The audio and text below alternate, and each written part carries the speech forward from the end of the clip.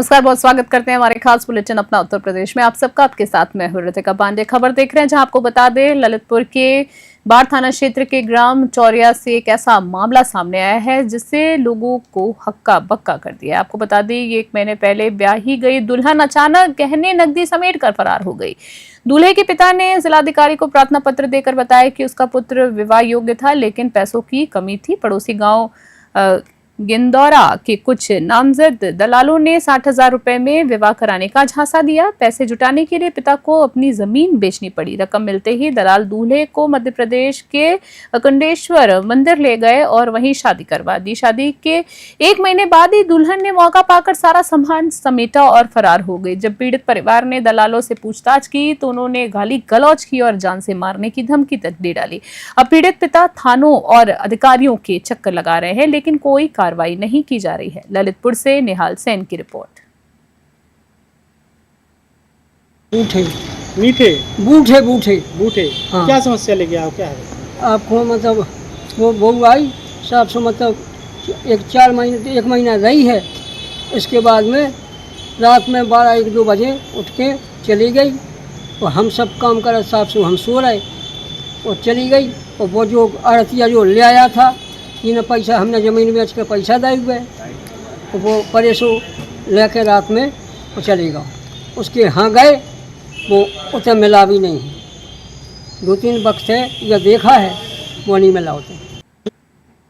UP के संभल से इस वक्त की एक दिल दहला देने वाली खबर सामने आई। आपको बता दें, चंदौसी रोड पर एक तेज रफ्तार बाइक डिवाइडर से टकरा गई और इस हादसे में 32 वर्षीय मोहम्मद उवैस की मौके पर ही मौत हो गई, जबकि उसका बहनोई गंभीर रूप से घायल हो गया है। बता दें, मृतक उवैस थाना हयातनगर क्षेत्र के गांव मऊ भुट का रहने वाला था और वहीं दिल्ली में फर्नीचर का काम करता था। परिवार की पूरी जिम्मेदारी उसी के कंधों पर थी। उवैस अपने बहनों की शादी के लिए कर्ज चुका रहा था और उसके पीछे एक 1.5 साल की मासूम बच्चा भी है, बता दे, जो अब अपने पिता की परछाई से भी वंचित रह गया है।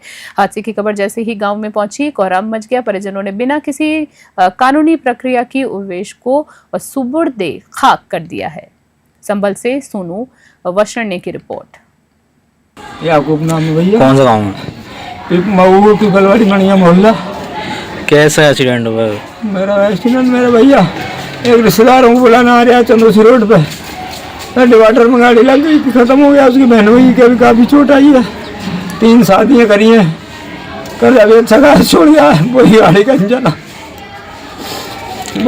इंजन है भैया हमारा। तो क्या बच्चे थे? एक बच्चा है उसमें बेचारे पे, एक लड़की है बस। खबर देख रहे हैं जहां पुलिस अधीक्षक डॉक्टर अनिल कुमार के निर्देशन में चलाए जा रहे मोबाइल रिकवरी अभियान के तहत जिले के विभिन्न थानों ने देश के 4 राज्यों झारखंड, बिहार, महाराष्ट्र और दिल्ली से कुल 103 मोबाइल फोन बरामद किए हैं। इन मोबाइलों की अनुमानित जो कीमत है करीबन 20 लाख रुपए बताई गई है। पुलिस लाइन स्थित साई कॉम्प्लेक्स में एक कार्यक्रम आयोजित कर पुलिस अधीक्षक ने बरामद मोबाइल उनके असली मालिकों को सौंप दिए हैं। मोबाइल पाकर लोगों के चेहरे खुशी और राहत से खिल उठे। वहीं एसपी डॉक्टर अनिल कुमार ने बताया है कि ये सफलता सर्विलांस सेल और थाना प्रभारियों की तकनीकी दक्षता और सतत प्रयासों का भी नतीजा है। उन्होंने कहा है कि इस तरह की कार्रवाई आम जनता का पुलिस पर भरोसा बढ़ाती है और तकनीकी संसाधनों के बेहतर इस्तेमाल से अपराध नियंत्रण को भी बढ़ावा मिलता है। साथ ही आपको बता दें, प्रतापगढ़ पुलिस का ये प्रयास आने वाले समय में भी सतत रूप से जारी रहेगा ताकि नागरिकों की खोई हुई संपत्ति उन्हें जल्द से जल्द वापस मिल सके। प्रतापगढ़ से गणेश राय की रिपोर्ट।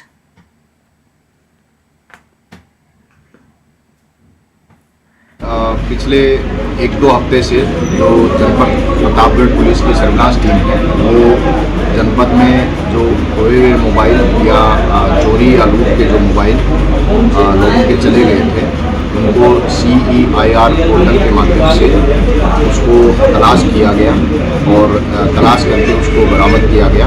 और बरामद करने के बाद जो उस मोबाइल के मालिक थे उनको आज SPC के माध्यम से सुपुर्द किया गया।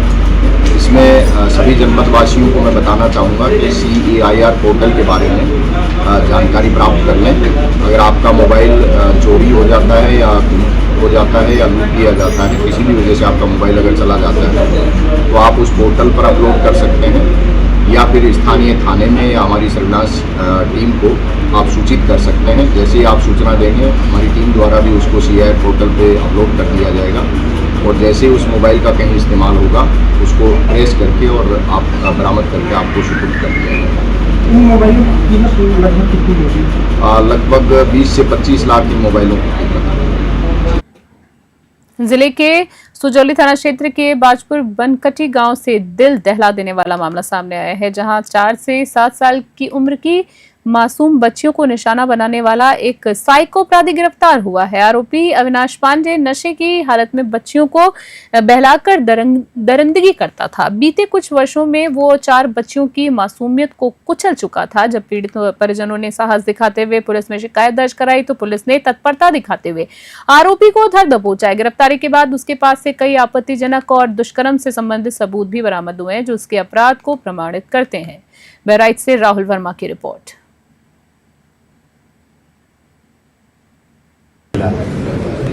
थाना क्षेत्र सुजौली में 25 जून से सूचना प्राप्त हो रही थी कि 5 से 7 साल की बच्चियों का रात में 3 से 4 बजे करीब सोते हुए कोई उठा ले जाता है और दिन में जब सक्रियता बढ़ती है, पुलिस सक्रिय होती है, तब लड़कियां शाम तक बरामद हो जाती थी। इस तरह से कुल 4 घटनाओं का बात पता चली थी जिसमें मुकदमे पंजीकृत किए गए थे और 5 टीमें जनपद में पुलिस द्वारा लगाई गई थी। बच्चियों के बयान से पता चला कि इसके हाथ में टैटू है, सर बाल इसका छोटा छोटा है, 25 से 30-32 साल की इसकी अवस्था है, शराब पीता है। उत्तर प्रदेश में कानून व्यवस्था के मुद्दे को लेकर कांग्रेस ने एक बार फिर सरकार को कटघरे में खड़ा कर दिया है। लखनऊ से श्रावस्ती जाते समय कांग्रेस के वरिष्ठ नेता नसीमुद्दीन सिद्दीकी का बहराइच में युवा कांग्रेस नेता ईशानवाज के आवास पर जोरदार स्वागत किया गया है। बता दें, आवास पर स्वागत करने के बाद सिद्दीकी ने पत्रकारों से बातचीत में कहा है कि उत्तर प्रदेश अपराध के दलदल में फंस चुका है। उन्होंने आरोप लगाया है कि अब तो दबंग लोग घर में घुसकर गोली मार रहे हैं और बहन बेटियों के साथ बर्बरता की घटनाएं आम हो चुकी हैं। बता दें, नसीमुद्दीन सिद्दीकी ने प्रदेश सरकार पर तंज कसते हुए कहा है कि मुख्यमंत्री योगी आदित्यनाथ जीरो टॉलरेंस की बात करते हैं, लेकिन जमीन पर हालात कुछ और हैं। उन्होंने जनता से आह्वान किया है कि वे खुद तय करें कि प्रदेश में कानून का राज है या अपराधियों का आतंक। इस दौरान कांग्रेस कार्यकर्ताओं में जबरदस्त उत्साह देखा गया, जो नारेबाजी और ढोल नगाड़ों के साथ अपने नेता का स्वागत कर रहे थे। बहराइच से राहुल वर्मा की रिपोर्ट। करके है क्या? बहन बेटियों की इज्जत लूटना, नाबालिग बेटी की वहाँ रामपुर में इज्जत लूटी गई शेड्यूल कास्ट की और इसके बाद उसकी हत्या कर दी गई। हर तरफ में नाबालिग बेटी शेड्यूल कास्ट की इज्जत लूटी गई और इसके बाद उसकी रात को पुलिस ने पेट्रोल डीजल डाल के जला दिया। कानून है कहाँ? महंगाई आसमान पे, बेरोजगारी मुँह बाय खड़ी हुई और कहते हैं कि जीरो टॉलरेंस है, यहाँ पे अपराध नहीं है। पुलिस लगातार दिन दहाड़े लखनऊ में जज के घर में घुस करके मियाँ बीवी को मार डाला जाता है। कहाँ है कानून? मैं एक बात कहते हुए चलूँगा, लेट हो रहा हूँ कि दुनिया में कहीं ऐसी ड्यूटी को, कि दुनिया में कहीं ऐसी तमसील नहीं मिलती। तमसील माने मिसाल, उदाहरण। खबर आ रही है जहां जनपद के रिसिया थाना क्षेत्र स्थित फुलवरिया गांव से एक दर्दनाक और चौंकाने वाला मामला सामने आया है। बता दें, जहां पिता पुत्र के बीच हुई कहासुनी ने खौफनाक मोड़ ले लिया। बताया जा रहा है कि किसी मामूली बात को लेकर दोनों के बीच बहस शुरू हुई थी, जो धीरे धीरे हिंसक झगड़े में बदल गई। गुस्से में बेटे ने पहले पिता पर डंडे से हमला किया, लेकिन बचाव में पिता द्वारा किए गए पलटवार में बेटे की मौके पर ही मौत हो गई। घटना की जानकारी मिलते ही स्थानीय पुलिस और फॉरेंसिक टीम मौके पर पहुंची और शव को कब्जे में लेकर पोस्टमार्टम के लिए भेज दिया गया है। गांव में मातम और सन्नाटा पसरा हुआ है। वहीं पुलिस मामले की विधिक जांच पड़ताल में जुटी हुई है। पुलिस का कहना है कि जांच पूरी होने के बाद आगे की कार्रवाई तय है और तय की जाएगी। बहराइच से राहुल वर्मा की रिपोर्ट।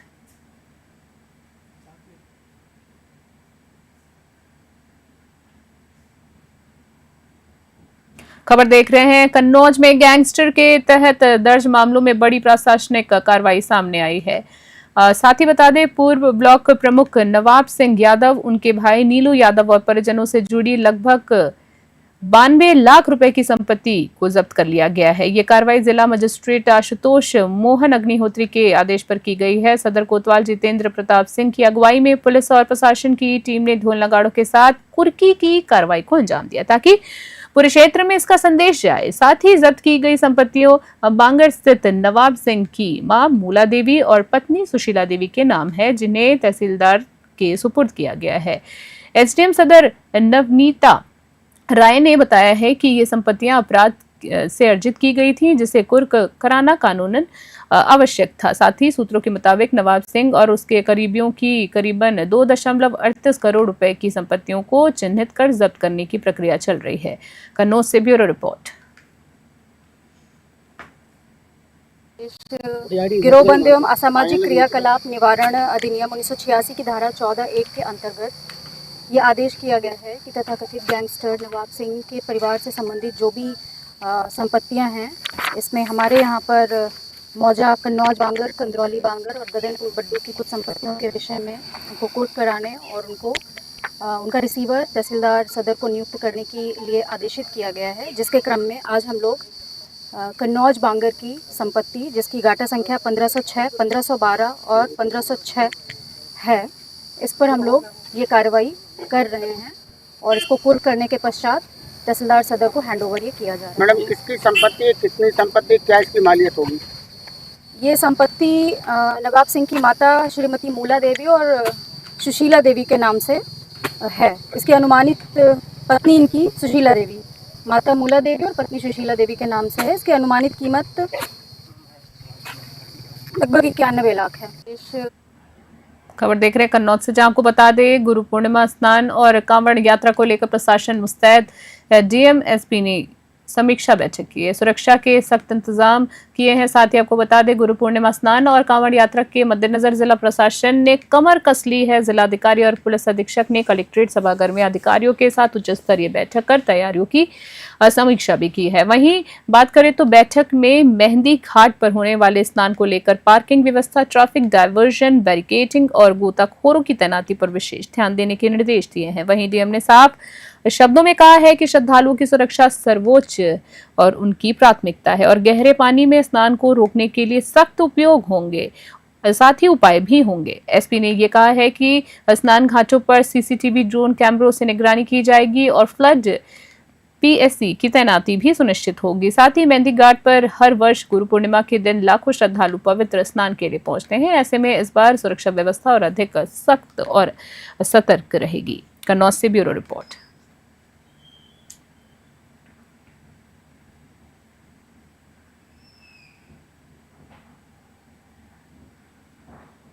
खबर देख रहे हैं, जहां चरखारे विधायक डॉक्टर ब्रजभूषण राजपूत का जनता दरबार हर सप्ताह न्याय दिलाने के लिए जाना जाता है। साथ ही आपको बता दें सोमवार को आयोजित दरबार में 300 से अधिक फरियादी अपनी समस्याओं को लेकर पहुंचे। इनमें सबसे भावुक मामला ग्राम की श्रीनगर निवासी अश्विनी कुमारी का था, जो अपने दिवंगत पति रतिराम की हत्या के हादसे का रूप दिए जाने के खिलाफ न्याय की गुहार लगाने पहुंची। अश्विनी ने बताया कि 3 जून को एक कार ने जानबूझकर उनकी बाइक को टक्कर मारी, जिससे उनकी पति रतिराम की मौत हो गई। उन्होंने विजयपाल लोधी पर सुनियोजित हत्या का आरोप लगाया और कहा है कि ये एक पुराना वेतन विवाद था, जिसमें रतिराम ने स्कूल छोड़कर खुद की कोचिंग शुरू कर दी थी। अश्विनी और उनकी मासूम बेटी भी गंभीर रूप से घायल हुई है, मगर 1 महीने बीतने के बाद भी आरोपी खुलेआम घूम रहे हैं।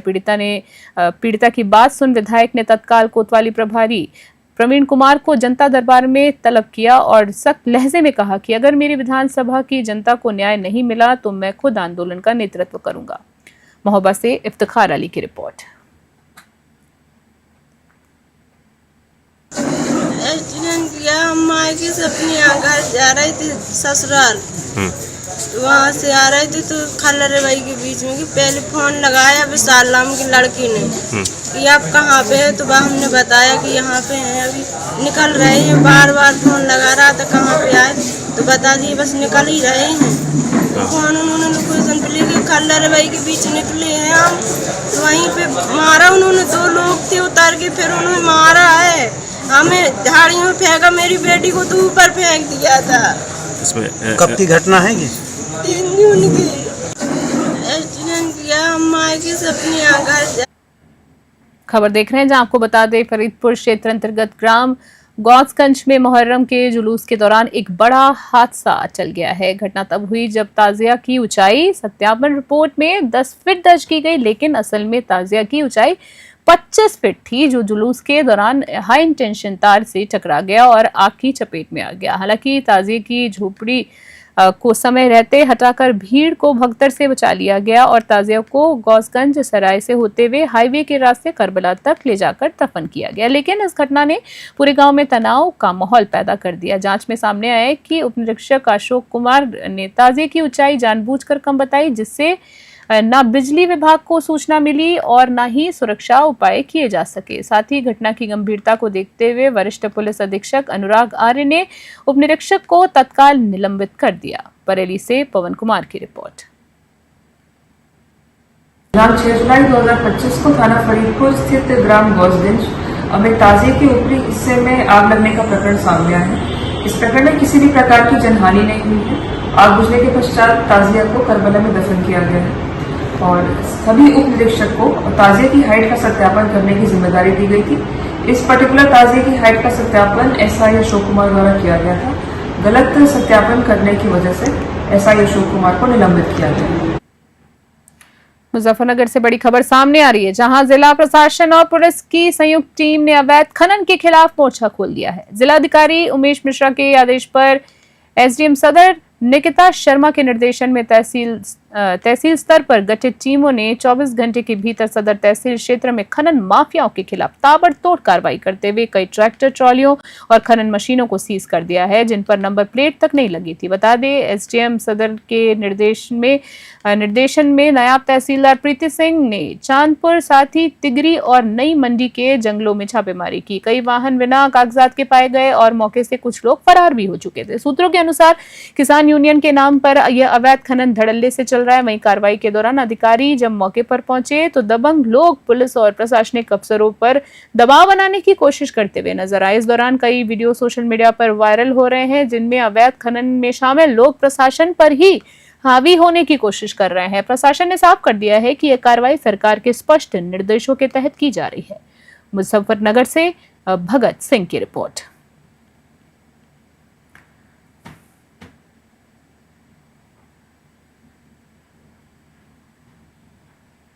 खबर देख रहे हैं जहां जिले के मंझनपुर तहसील क्षेत्र के दानपुर गांव से बड़ी खबर सामने आ रही है, जहां ग्राम समाज की रामलीला की पंजीकृत भूमि पर वर्षों से घनश्याम पुत्र मसूरी दीन द्वारा कब्जा किया जा रहा था। वह एक हिस्सा पर घर बनाकर रह रहा था और बाकी जमीन पर खेती कर रहा था। बता दें, गांव के ही दादू आशीष दुबे, भैयालाल विश्वकर्मा और पीताम्बर ने 9 जून को तहसील प्रशासन से इस अतिक्रमण की शिकायत की थी। शिकायत में साफ किया गया है कि गाचा संख्या 455 पर रामलीला समिति की जमीन दर्ज है। मामले को गंभीरता से लेते हुए मंझनपुर तहसीलदार ने एक विशेष टीम गठित की, जिनमें नायब तहसीलदार मधु जैन, अथर्वन, साथ ही राजस्व निरीक्षक अनुसार अहमद और लेखपाल राजन, अंकित और संतोष शामिल थे। टीम ने मौके पर पहुंचकर जेसीबी की मदद से अवैध निर्माण को हटा दिया और भूमि को पूरी तरह से कब्जा मुक्त करा लिया। कौशाम्बी से जेगम रिजवी की रिपोर्ट।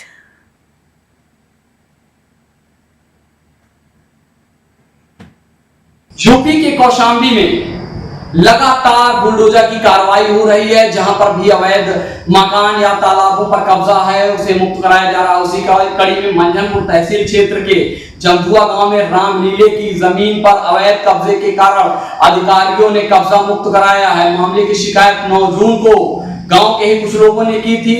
संज्ञान लेते हुए त्वरित नायब तहसीलदार के साथ एक टीम गठित की गई। उस टीम के तहत जेसीबी लगाकर वहां पर कब्जा मुक्त कराया गया है और बुलडोजर चलाकर कब्जा मुक्त करा लिया गया है।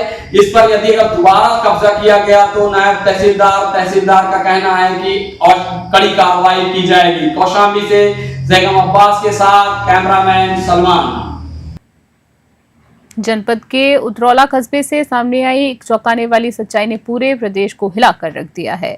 जलालुद्दीन उर्फ छांगुर बाबा, जो कभी अंगूठी और नग यानी पत्थर बेचता था, आज धर्मांतरण गिरोह का मास्टरमाइंड साबित हुआ है। बताया जा रहा है कि छांगुर बाबा मुंबई की हाजी अली दरगाह पर भी अंगूठियां बेचने जाया करता था, लेकिन अचानक उसकी ठाट बाट वाली जिंदगी और जमीनों की खरीद फरोख्त ने लोगों को चौंका दिया है। कुछ ही समय में वो पीर बाबा बन गया और लोगों को दुआएं देने लगा। साथ ही बता दें, मामला तब और गहरा गया जब एटीएस ने जांच में पाया कि वो हिंदू युवतियों को प्रेम जाल में फंसाकर धर्मांतरण करने वाले गिरोह का मास्टरमाइंड है। साथ ही आपको बता दें, शनिवार को एटीएस ने छांगुर बाबा और उसकी सहयोगी नीतू उर्फ नसरीन को गिरफ्तार किया है। नीतू के जुड़ने के बाद ही बाबा चर्चा में आया था। दोनों को लखनऊ कोर्ट में पेश कर न्यायिक अभिरक्षा में जेल भेज दिया गया है। इससे पहले 8 अप्रैल को बाबा के बेटे महबूब और नवीन उर्फ जमालुद्दीन को भी एटीएस गिरफ्तारी कर चुकी है।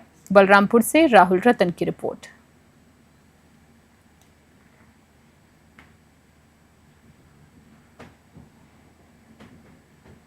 खबर देख रहे हैं बुलेटिन में अगली, जहां आपको बता दें, जनपद में मलावन पुलिस ने बीती रात एक बड़ी सफलता हासिल की है। पुलिस ने एक हुंडई कार की डिग्गी से भारी मात्रा में अवैध हथियार बरामद किए हैं, जिनमें से 2 बंदूकें, 2 तमंचे, 6 जिंदा कारतूस और 12 बोर की एक पूरी कारतूस पेटी शामिल है। कार में सवार 4 युवकों को पुलिस ने गिरफ्तार किया है। वहीं पूछताछ में आरोपियों ने बताया है कि वे एक झगड़े के बाद झुंड बनाकर हथियारों के साथ निकल पड़े थे, लेकिन मलावन पुलिस की सतर्कता के चलते रास्ते में ही दबोच लिए गए। बता दें, गिरफ्तार आरोपी दीपक का आपराधिक इतिहास भी खासा लंबा है। उस पर मारपीट, धमकी और अवैध हथियार रखने जैसे कई संगीन मुकदमे भी दर्ज है। इस पूरी कार्रवाई का नेतृत्व एसएसपी श्याम नारायण सिंह के सख्त निर्देशों में किया जाए। एटा से इराज खान की रिपोर्ट।